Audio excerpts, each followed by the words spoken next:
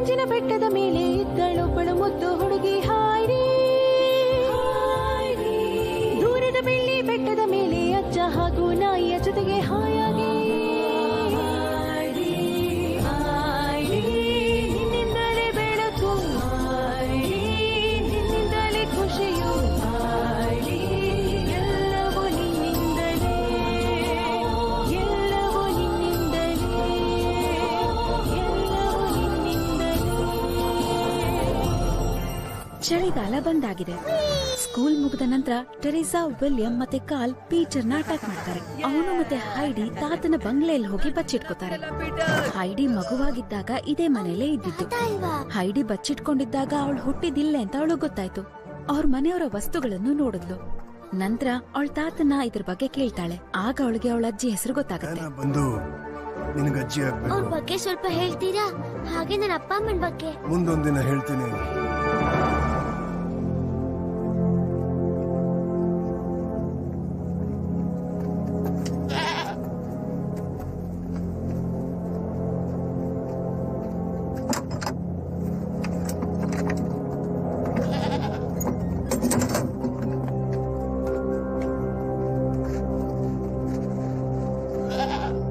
ಈಗ ನೀನು ಬೆಚ್ಚಿಗೆ ಮಲ್ಕೋ.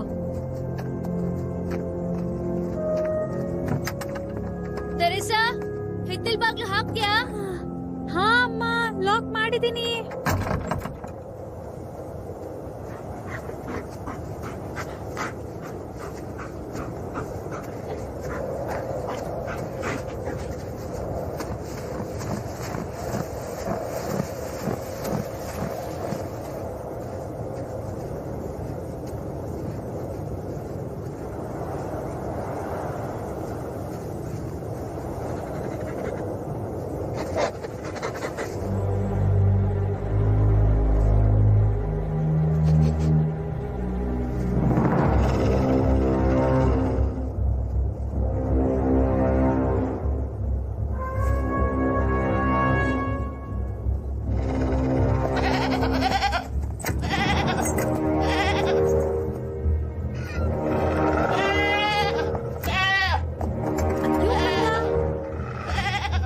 ಸುಮ್ನೆ ಮಲ್ಕೋ.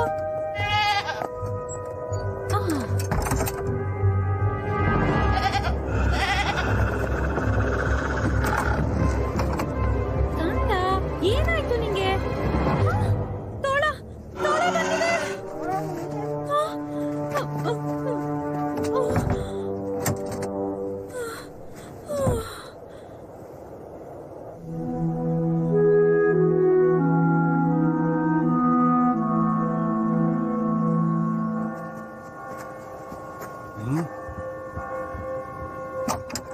ಯಾಕೆ ಚರ್ಚಿನ ಬೆಲ್ ಆತರ ಬಾರಿಸ್ತಾ ಇದಾರೆ? ಅದು ವಾರ್ನಿಂಗ್ ಸಿಗ್ನಲ್. ಹಳ್ಳಿಲಿ ಏನೋ ಹೆಚ್ಚು ಕಮ್ಮಿ ಆಗಿರ್ಬೇಕು. ಅಂದ್ರೆ ಏನಾಗಿರ್ಬಹುದು? ಏನ್ ಬೇಕಾದ್ರೂ ಆಗಿರ್ಬೋದು. ಬೆಂಕಿ, ಅನಾಹುತ, ಆಕ್ಸಿಡೆಂಟ್. ಅಜ್ಜಿ ಮನೆಗೇನಾದ್ರೂ ಆಗಿದ್ರೆ, ಇಲ್ಲ ಪೀಟರ್ಗೇನಾದ್ರೂ? ನನಗ್ ಗೊತ್ತಿಲ್ಲ ಹೈಡಿ. ಬೆಂಕಿ ಅನಾಹುತ ಅಂತೂ ಅಲ್ಲ, ಯಾಕಂದ್ರೆ ಹೊಗೆ ಕಾಣ್ತಿಲ್ಲ. ನೀನೆಲ್ಲಿಗೆ ಹೊರಟೆ? ಪೀಟರ್ ಮತ್ತೆ ಅಜ್ಜಿನ ನೋಡ್ಕೊಂಡ್ ಬರ್ತೀನಿ. ಇಲ್ಲ, ನೀನ್ ಹೋಗೋ ಆಗಿಲ್ಲ. ಏನು ಅಪಾಯ ಇರ್ಬೋದು ಹೈಡಿ. ಅದನ್ನ ಹಳ್ಳಿಯವರೇ ಬಗೆಹರಿಸ್ಕೋತಾರೆ. ನಾನೇ ಹೋಗಿ ಅವ್ರ ಬಗ್ಗೆ ವಿಚಾರಿಸ್ಕೊಂಡ್ ಬರ್ತೀನಿ. ಆದ್ರೆ ನೀನು ಇಲ್ಲೇ ಇರ್ಬೇಕು. ತಾತ, ನಾನ್ ಸಹಾಯ ಮಾಡ್ತೀನಿ. ಸಹಾಯ ಮಾಡೋದೇ ಆದ್ರೆ ನಾನು ಹೇಳಿದ್ದನ್ನ ಕೇಳು. ಅಲ್ಲ ತಾತ, ಅದು ಸರಿ ಬಿಡಿ, ಇಲ್ಲೇ ಇರ್ತೀನಿ. ಜೋಸೆಫ್, ನೀನು ಇಲ್ಲೇ ಇದ್ದು ಹೈಡಿ ನೋಡ್ಕೋ. ಇಬ್ರು ಇಲ್ಲೇ ಇರ್ಬೇಕು.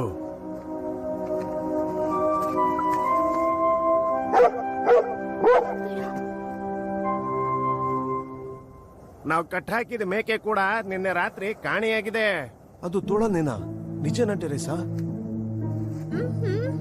ಅದು ನಿಮ್ಮ ಕೊಟ್ಟಿಗೆ ಒಳಗಡೆ ಹೆಂಗ್ ಬಂತು ಅಂತ ನನಗ್ ಗೊತ್ತಿಲ್ಲ. ತೆರೇಸನೆ ಬಾಗ್ಲು ಹಾಕೊಂಡು ಒಳಗ್ ಬಂದಿದ್ದು. ಆ ತೋಳ ಅದ್ ಹೇಗೋ ಬಾಗ್ಲು ತಕೊಂಡು ಒಳಗ್ ಬಂದ್ಬಿಟ್ಟಿದೆ. ಹೇಗೆ ಅಂತ ಗೊತ್ತಿಲ್ಲ. ಈ ತೋಳಕ್ಕೆ ಒಂದು ಗತಿ ಕಾಣಿಸ್ಲೇಬೇಕು, ಆದಷ್ಟು ಬೇಗ. ಏನಪ್ಪ? ದಯವಿಟ್ಟು ಎಲ್ರೂ ಸಮಾಧಾನವಾಗಿರಿ. ಕಾರಣ ಇಲ್ಲದೆ ತೋಳಗಳು ಹಳ್ಳಿ ಒಳಗೆ ಬರೋದಿಲ್ಲ. ಹಾಗಾದ್ರೆ ಅದ್ ಯಾಕೆ ಇಲ್ಲಿಗೆ ಬಂದಿರೋದು? ನನಗ್ ಗೊತ್ತಿಲ್ಲ. ಆಹಾರ ಹುಡ್ಕೊಂಡ್ ಬಂದಿರ್ಬೋದು. ನಾವ್ ಅದನ್ನ ಬೆಟ್ಟದ ಕಡೆಗೆ ವಾಪಸ್ ಓಡಿಸಿದ್ರೆ ಮತ್ತೆ ಅದು ನಮ್ಗೆ ತೊಂದರೆ ಕೊಡೋದಿಲ್ಲ. ನೋಡಿ, ನಾನು ಹೇಳೋದನ್ನ ಕೇಳಿ. ಆ ತೋಳನ ಓಡಿಸ್ಬಿಟ್ಟು ನಮ್ಮ ಮಕ್ಕಳನ್ನ ನಾವು ಕಾಪಾಡ್ಕೊಳಕ್ ಆಗಲ್ಲ. ಈಗ ನಮಗ್ ಬೇರೆ ದಾರಿ ಇಲ್ಲ. ನಮಗೆ ಅಂತ ಇರೋ ಮಾಂಸನ ತೋಳ ತಗೊಂಡೋದ್ರೆ ನಾವು ಹಾಸ್ಕೊಂಡಿರ್ಬೇಕಾಗತ್ತೆ. ಅದಕ್ಕೊಂದ್ ಗತಿ ಕಾಣಿಸ್ಬೇಕು. ನೀವ್ ಯಾವಾಗ ಹೇಳಿದ್ರು ನಾನು ನಿಮ್ ಜೊತೆ ಬರ್ತೀನಿ. ಹೌದು, ನಾನು ನಿಮ್ ಜೊತೆ ಬರ್ತೀನಿ. ಮೇಕೆಗಳನ್ನ ನಾವು ಕಾಪಾಡ್ಬೇಕು. ಸಾರಿ ಪೀಟರ್, ಇದು ದೊಡ್ಡವ್ರು ಮಾಡೋಂತ ಕೆಲ್ಸ. ನಿಮ್ ಜೊತೆ ನಾನು ಬರ್ತೀನಿ. ನಿಮ್ಮಿಬ್ಬರ ಜೊತೆ ನಾನು ಬಂದ್ರೆ ಒಳ್ಳೇದು ಅನ್ಸುತ್ತೆ ಅಲ್ವಾ? ಬನ್ನಿ, ಒಳ್ಳೇದು. ನನ್ಗೇನ್ ಬೇಕು ಎಲ್ಲ ತಗೊಂಡು ಆಮೇಲೆ ನಿಮಗ್ ಸಿಗ್ತೀನಿ ಕಾಡ್ ದಾರಿ ಹತ್ರ.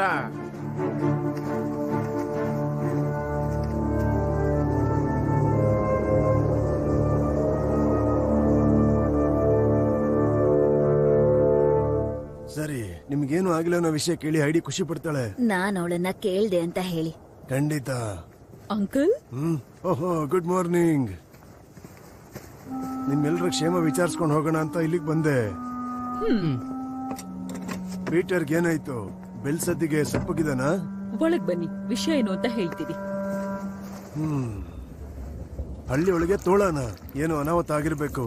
ಚಳಿಗಾಲದಲ್ಲಿ ಬೆಚ್ಚಗಿರೋದಕ್ಕೆ ತೋಳುಗಳು ಸಾಮಾನ್ಯವಾಗಿ ಬೆಟ್ಟದ ಮೇಲೆ ಹೋಗ್ತವೆ, ಹಳ್ಳಿಗಳ ಕಡೆ ಎಲ್ಲ ಬರೋಲ್ಲ. ತೋಳಗಳ ಬಗ್ಗೆ ಚಿಂತೆ ಮಾಡೋ ಅವಶ್ಯಕತೆ ಇಲ್ಲ. ಊರಿನ ಗಂಡಸರೆಲ್ಲ ಅದನ್ನ ಓಡ್ಸೋಕೆ ದಾರಿ ಹುಡುಕ್ತಿದ್ದಾರೆ. ಸರಿ, ನನ್ಗೀಗ ಟೀ ಬೇಡ, ನಾನು ವಾಪಸ್ ಹೋಗ್ಬೇಕು. ಮನೇಲಿ ಹೈಡಿ ಒಬ್ಳೇ ಇದ್ದಾಳೆ. ಓಹ್, ತೋಳ ಅಲ್ಲೇನಾದ್ರೂ ಬರ್ಬೋದು. ತೋಳ ಅಲ್ಲಿ ತನಕ ಹೋಗಲ್ಲ. ಅದನ್ನ ಬೇಟೆ ಆಡ್ಬೇಕು ಅಂತಿದ್ರಲ್ಲ, ಅದೇ ನನಗ್ ಚಿಂತೆ. ಭಯ ಪಡ್ಬೇಡ ಜೋಸೆಫ್, ತಾತ ಬೇಗ ವಾಪಸ್ ಬಂದ್ಬಿಡ್ತಾರೆ. ಏನ್ ನೋಡ್ತಾ ಇದ್ಯಾ ಅಲ್ಲಿ?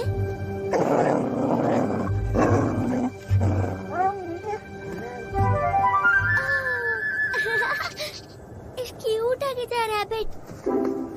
ಶಬ್ದ ಮಾಡ್ಬೇಡ, ಹಿಂದೆನೇ ಇರು. ಹೆದರ್ಸಿದ್ರೆ ತಪ್ಪಿಸ್ಕೊಂಡ್ಬಿಡುತ್ತೆ.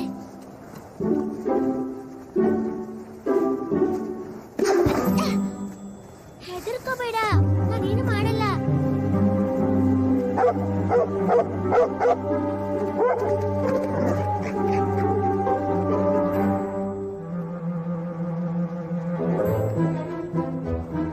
ನೋಡಿ, ಇದ್ರಲ್ಲಿ ಬರ್ದಿದೆ, ಮನುಷ್ಯರು ಕಂಡ್ರೆ ತೋಳುಗಳಿಗೆ ಭಯ ಅಂತೆ, ಮನುಷ್ಯರಿಗೆ ತೋಳ ಅಂದ್ರೆ ಭಯ ಅಂತೆ. ಆ ತೋಳನ ಬೇಟೆಯಾಡೋದು ಸರಿಯಲ್ಲ ಅನ್ಸುತ್ತೆ. ಏನಂದ್ರೆ ಏನೋ ಕಾರಣದಿಂದ ಅದಿಲ್ಲಿಗೆ ಬಂದಿರ್ಬೇಕಷ್ಟೇ. ನಿಮ್ ಮಾತ್ ಕೇಳೋದಕ್ಕೆ ನನ್ ತಯಾರಿಲ್ಲ, ಆಯ್ತಾ? ತೋಳಗಳು ಮೋಸ್ಟ್ಲಿ ಆಹಾರ ಹುಡ್ಕೊಂಡು ಬಂದಿರ್ಬೋದು ಅಷ್ಟೇ. ಯಾಕಂದ್ರೆ ಅದ್ರ ಬೇಟೆನ ನಾವು ಬೇಟೆ ಆಡ್ತೀವಲ್ಲ. ಈಗ ಬೇರೆ ದಾರಿ ಇಲ್ಲ, ನಾವು ಅದರಿಂದ ಹುಷಾರಾಗೇ ಇರ್ಬೇಕು. ಅಲ್ಲ, ಅದೇನಂದ್ರೆ ಅದು ಇಲ್ಲೇ ಎಲ್ಲೋ ಇದೆ.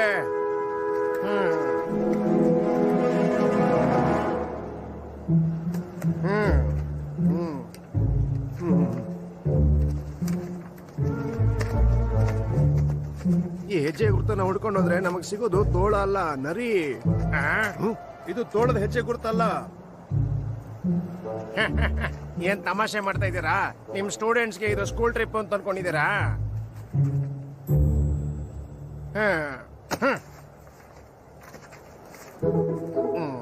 ನಾವು ಹೀಗೆ ಮುಂದೆ ಹೋಗ್ಬೇಕು ಅಷ್ಟೇ.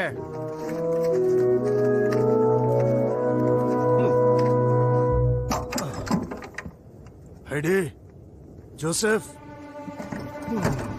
ಹೈಡಿ, ಹೈಡಿ, ಹೈಡಿ.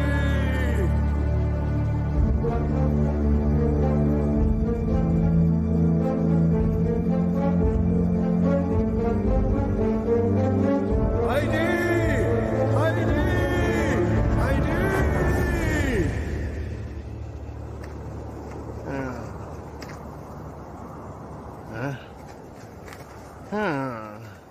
ಈ ಕಡೆ. ನನ್ಗೆ ಯಾಕೋ ಸರಿ ಅನಿಸ್ತಿಲ್ಲ. ಹೆಜ್ಜೆ ಗುರುತು ಇಲ್ಲ ಅಂದ್ಮೇಲೆ ನಾವು ತೋಳನ ಹೇಗ್ ಹುಡುಕಕ್ಕಾಗತ್ತೆ? ನಾವು ಪ್ರಾಣಿಗಳ ಹಾಗೆ ಯೋಚನೆ ಮಾಡಬೇಕು, ವಾಸನೆ ಹಿಡಿಬೇಕು, ಕಾಡಲ್ಲಿ ಕೇಳುವಂತ ಎಲ್ಲ ಸದ್ದುಗಳನ್ನ ಕೇಳಬೇಕು.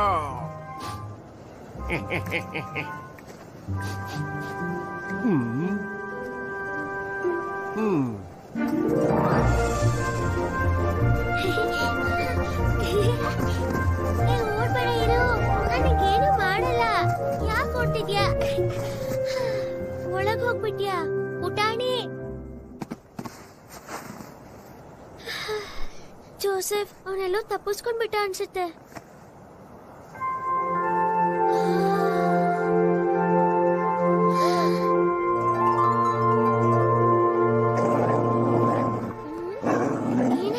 ಜೋಸೆಫ್.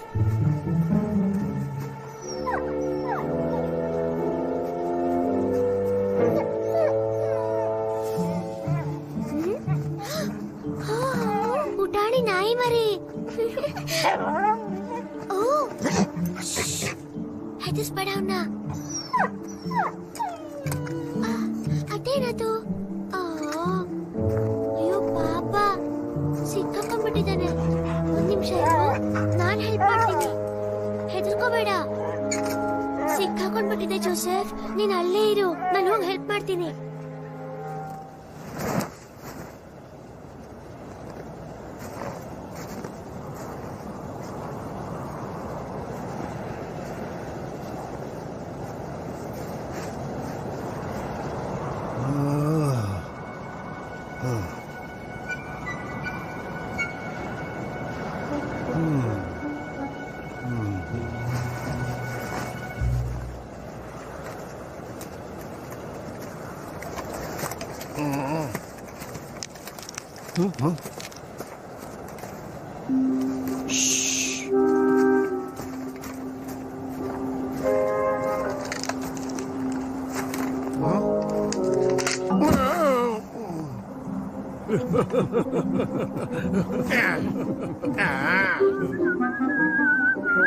ಸಾಕು ನಕ್ಕಿತ್ತು, ಬನ್ನಿ ಹೋಗೋಣ. ಆಮೇಲೆ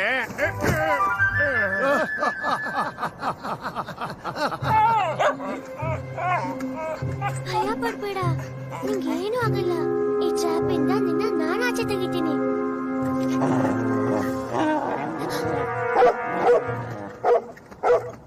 ಥ್ಯಾಂಕ್ ಯು ಜೋಸೆಫ್. ಪುಟಾಣಿ ಮರಿ.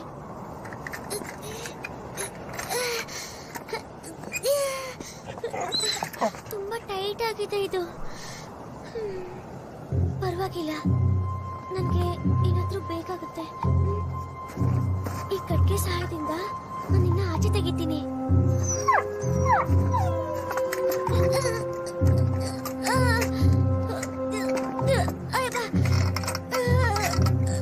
ತುಂಬಾ ಟೈಟ್ ಇದೆ.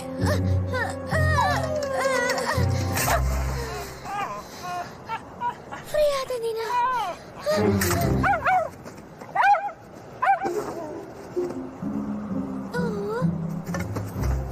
ತುಂಬಾ ನೋವಾಗಿದ್ಯಾ? ನಾನ್ ನಿನ್ನ ಗುಣಪಡಿಸ್ತೀನಿ.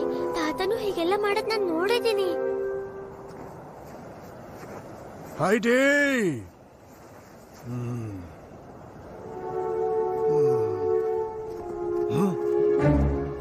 ಅಯ್ಯೋ ತೋಳ. ಅಷ್ಟೇ.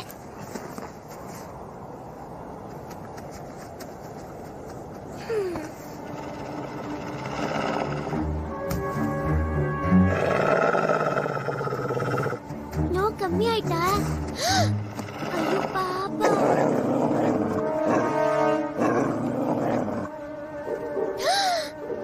ತೋಳದ್ ಮರಿ ಇದು.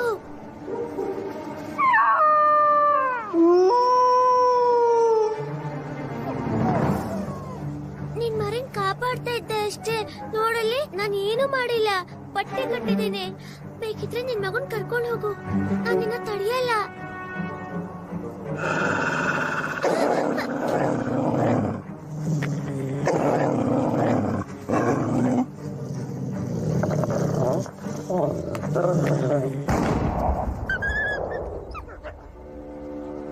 ತಾತ,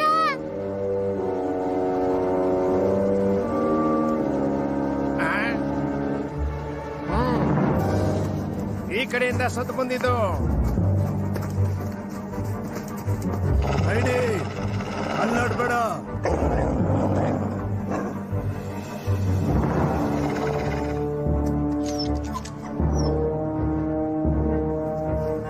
ಬೇಡ.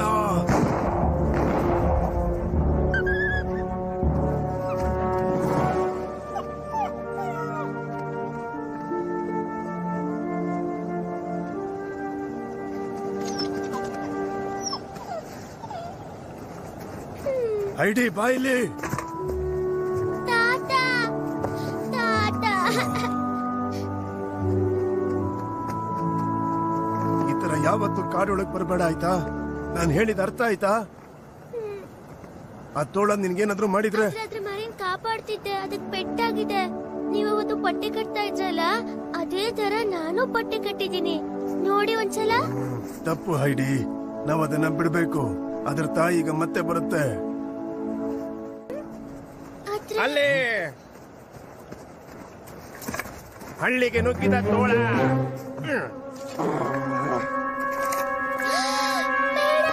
ನನ್ ಮಾತ್ ಕೇಳು, ಶೂಟ್ ಮಾಡ್ಬೇಡ. ಯೋಹಾನ್, ನಿನ್ ಬಂದೂಕ್ ನಿಲ್ಸು. ಇಲ್ಲಿ ಒಂದ್ ಮಗು ಇದೆ.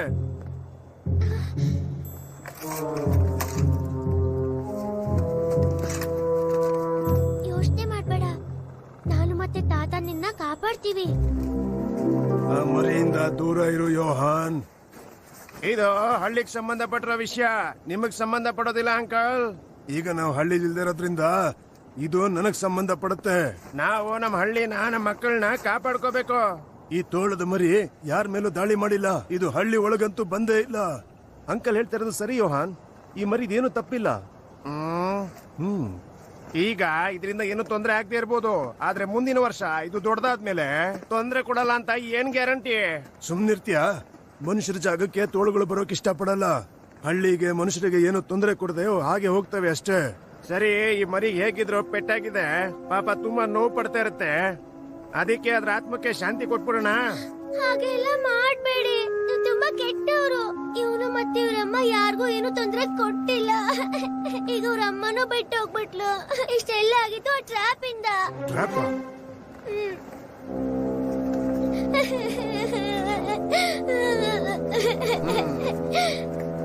ಪರವಾಗಿಲ್ಲ, ಇನ್ಮೇಲಿಂದ ನಾನೇ ನೋಡ್ಕೋತೀನಿ. ನಿನಗೇನು ತೊಂದರೆ ಆಗಲ್ಲ, ಆಯ್ತಾ? ಹಾಂಜ್, ಹಳ್ಳಿಲಿರೋದು ನಿಂದೊಂದೇ ಕುಲುಮೆ ಅಂಗಡಿ. ಇದು ನೀನ ಮಾಡಿದ್ದು? ಹೌದು, ಇದನ್ನ ನಾನೇ ಮಾಡಿದ್ದು. ತೋಳನ ಹಿಡಿಬೇಕು ಅಂತ ಇಲ್ಲಿ ಇಟ್ಟಿದ್ಯಾ? ಇಲ್ಲ, ನಾನಿಟ್ಟಿಲ್ಲ. ಮತ್ತಿನ್ ಯಾರಿಟ್ಟಿದ್ದು? ನೀನ್ ಇದನ್ನ ಯಾರಿಗ್ ಮರಿದ್ದೆ? ಈಗ ಸಮಸ್ಯೆ ಟ್ರ್ಯಾಪ್ ಅಲ್ಲ, ಸಮಸ್ಯೆ ತೋಳದ್ದು. ನಾವು ನಮ್ಮ ಹಳ್ಳಿನ ಕಾಪಾಡ್ಬೇಕು. ಮುಚ್ಚು ಬಾಯಿ. ಸರಿ ಹಾನ್ಸ್, ಈ ಟ್ರ್ಯಾಪ್ ಹಾಕಿದ್ ಯಾರು ಅಂತ ನಿನಗೆ ಚೆನ್ನಾಗಿ ಗೊತ್ತು ತಾನೆ?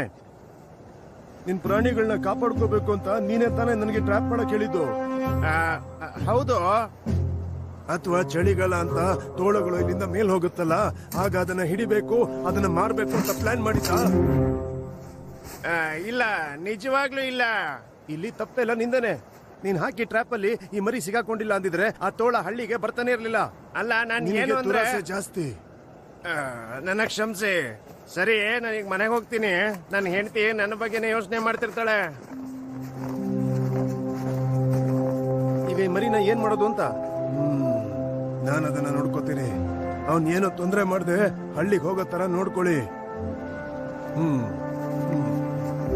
ಇನ್ನೊಂದ್ಸಲ ಯಾವತ್ತೂ ನನಗೆ ಟ್ರ್ಯಾಪ್ ಮಾಡ್ಕೊಡು ಅಂತೆಲ್ಲ ಕೇಳ್ಬೇಡ, ಅರ್ಥ ಆಯ್ತಾ? ಈಗ ಈ ಮರಿನ ಇಲ್ಲೇ ಬಿಟ್ಟು ಹೋಗ್ಬೇಕಾ?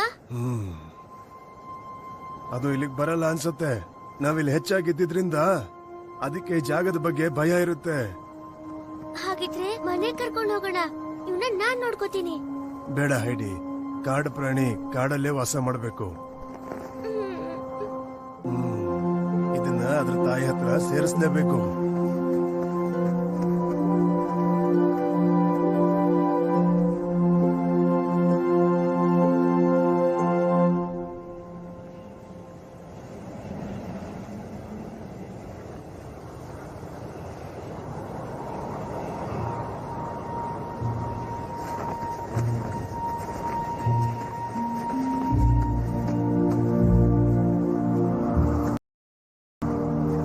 ಕೊನೆಗೂ ಬಂದ್ವಿ.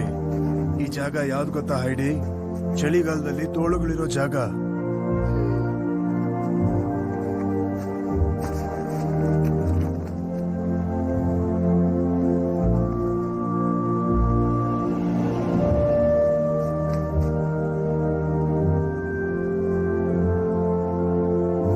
ಅವ್ರಮ್ಮ ಬರೋವರೆಗೂ ಇಲ್ಲೇ ಕಾಯೋಣ್ವಾ?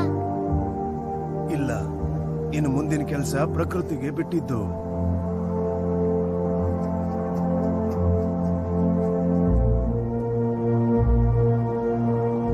ಇದು ಅದರ ತಾಯಿನ ಸೇರುತ್ತೆ. ಬಾ ನನ್ ಜೊತೆ.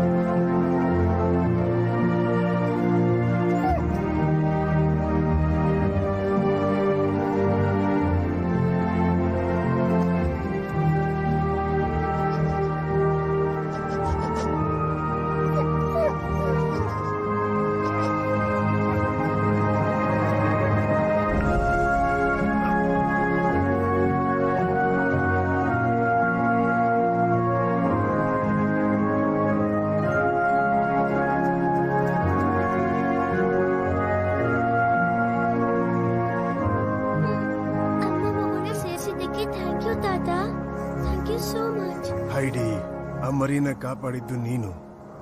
ಆದ್ರೆ ಪ್ರಪಂಚದಲ್ಲಿ ನನ್ಗೆ ಎಲ್ಲಕ್ಕಿಂತ ಹೆಚ್ಚು ಅಂದ್ರೆ ಅದು ನೀನು. ಈ ತರ ಅಪಾಯದ ಪರಿಸ್ಥಿತಿಗಳನ್ನ ಯಾವತ್ತೂ ಬರಮಾಡ್ಕೋಬಾರ್ದು. ಪ್ರಾಮಿಸ್ ತಾತ. ಆ ತಾಯಿ ತೋಳ ಎಷ್ಟು ಕಷ್ಟ ಪಡ್ತಿತ್ತೋ ಏನೋ, ಅವಳ ಮಗುನ ಕಳ್ಕೊಂಡ್ಬಿಟ್ಲು ಅಂತ ಅನ್ಕೊಂಡಿದ್ಲು ಅನ್ಸುತ್ತೆ.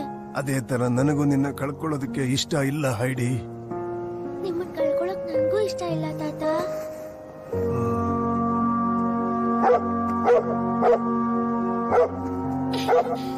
ನಿನ್ನನ್ನು ಕೂಡ. ನಿನ್ನೂ ಕಳ್ಕೊಳಕ್ ನಂಗೆ ಇಷ್ಟ ಇಲ್ಲ.